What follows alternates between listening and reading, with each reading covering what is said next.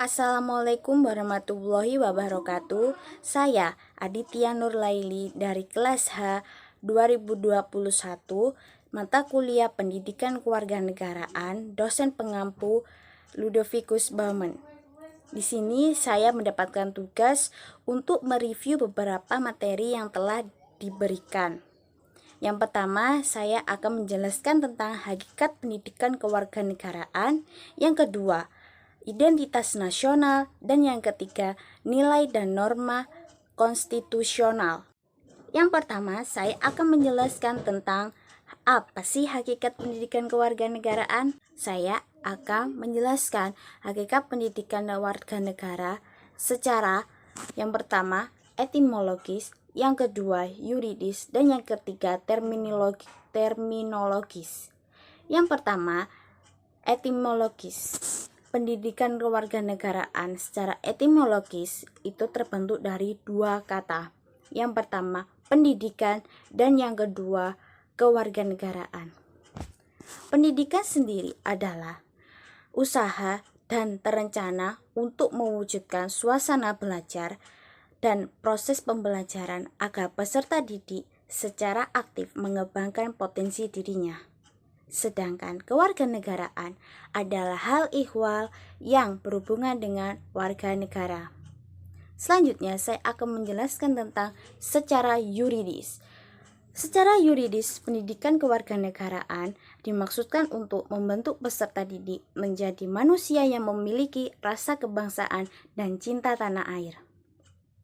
Yang ketiga, secara terminologis, pendidikan kewarganegaraan adalah program pendidikan yang berintikan demokrasi politik diperluas dengan sumber-sumber pengetahuan lainnya.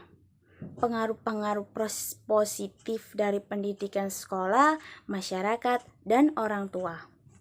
Kesemuanya itu diproses guna melatih para siswa untuk berpikir kritis, analitis, bersikap dan bertindak demokratis dalam mempersiapkan hidup demokratis berdasarkan Pancasila dan Undang-Undang Dasar 1945.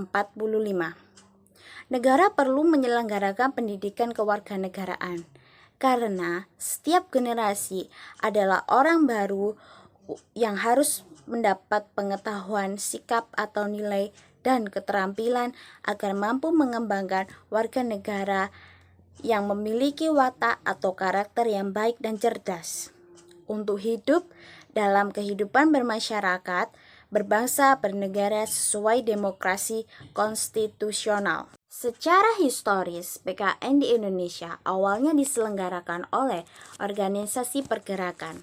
Pendidikan kewarganegaraan senantiasa menghadapi dinamika perubahan dalam sistem kertanegara dan pemerintahan serta tantangan kehidupan berbangsa dan bernegara. PKN Indonesia untuk masa depan sangat ditentukan oleh pandangan bangsa Indonesia, eksistensi konstitusi negara, dan tuntutan dinamika pengembangan bangsa. Pada pembelajaran pendidikan kewarganegaraan, pasti kita akan menemukan bab di mana kita akan mempelajari tentang identitas nasional. Nah, selanjutnya saya akan menjelaskan tentang identitas nasional. Konsep identitas nasional dibentuk oleh dua kata dasar, yaitu identitas dan nasional. Kata identitas, menurut Kamus Besar Bahasa Indonesia, identitas berarti ciri-ciri atau keadaan khusus seseorang atau jati diri. Dan nasional, menurut Kamus Bahasa Indonesia, adalah kebangsaan, berkenaan atau berasal dari bangsa sendiri, meliputi suatu bangsa. Dalam konteks pendidikan kewarganegaraan, identitas nasional lebih dekat dengan arti jati diri, yakni ciri-ciri atau karakteristik, perasaan atau keyakinan. Kegunaan identitas nasional adalah untuk memudahkan mengenali dan membedakan bangsa kita dengan bangsa yang lain. Di sini saya akan menjelaskan mengenai identitas nasional menurut para ahli. Bisa dilihat karya Sudarsono dengan judul Character Building Dalam buku tersebut diuraikan tentang konsep identitas yang dimaknai sebagai tanda diri kita yang menunjukkan siapa kita, walaupun yang ditampilkan hanyalah hal-hal yang tampak secara lahiriah. Artinya, belum tentu menunjukkan pribadi kita sesungguhnya. Sudarsono menyatakan, jati diri adalah siapa diri Anda sesungguhnya. Makna identitas dalam konteks ini digambarkan sebagai jati diri individu manusia. Dinyatakannya bahwa jati diri merupakan lapis pertama yang nantinya menentukan karakter seseorang dan kepribadian seseorang. Menurut pendekatan yuridis, identitas nasional negara Indonesia bisa dilihat di Undang-Undang Dasar Negara Indonesia 1945. Yang pertama tentang bendera, bahasa, lambang negara, serta lagu kebangsaan, pasal 35, 36A, 36B, dan 36C. Identitas nasional itu ada dua jenis loh. Yang pertama, identitas primer, dan yang kedua, identitas sekunder. Di sini saya akan menjelaskan apa itu identitas primer dan apa itu identitas sekunder. Yang pertama adalah identitas primer.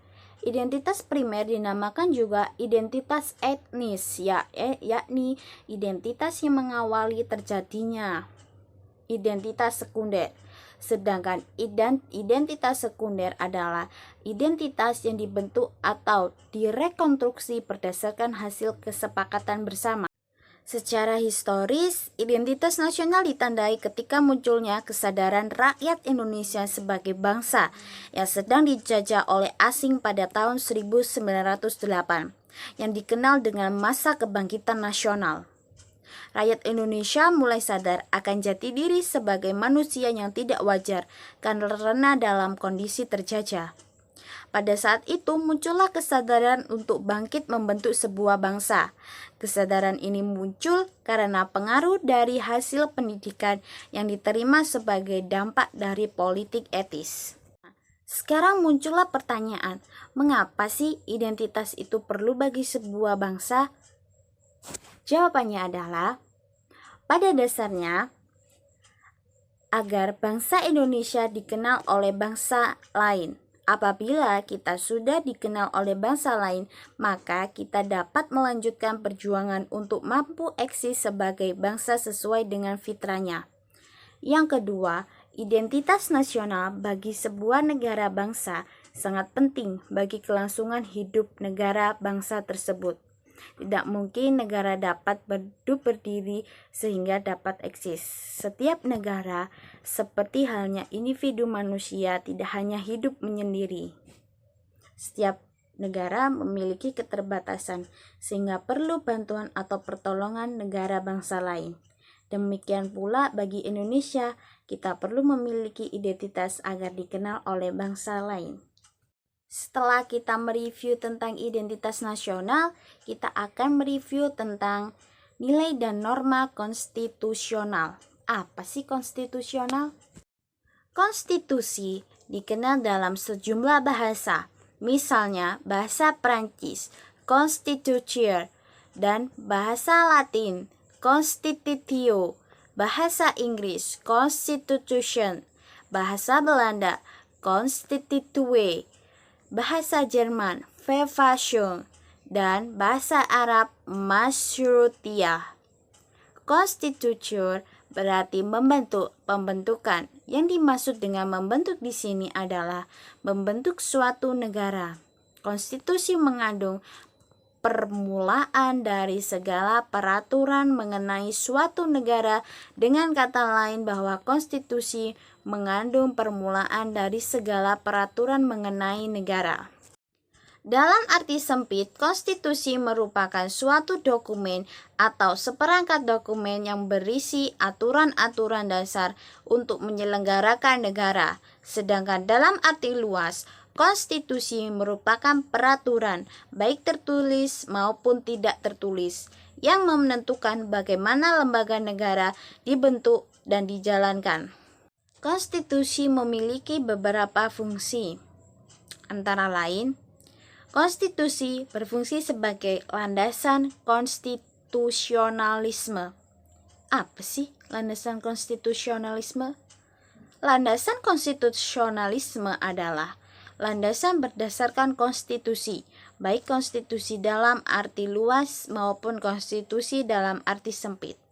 Konstitusi dalam arti luas meliputi Undang-Undang Dasar, Undang-Undang Organik, peraturan perundang-undangan lainnya.